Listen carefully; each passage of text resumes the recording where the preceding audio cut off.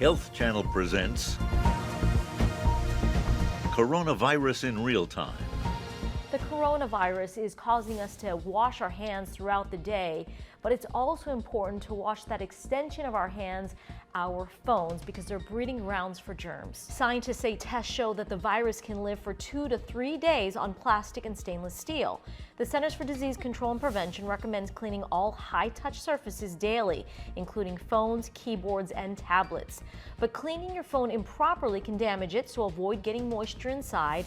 Don't spray cleansers directly on the phone. Be sure to turn off the phone and unplug all cables first.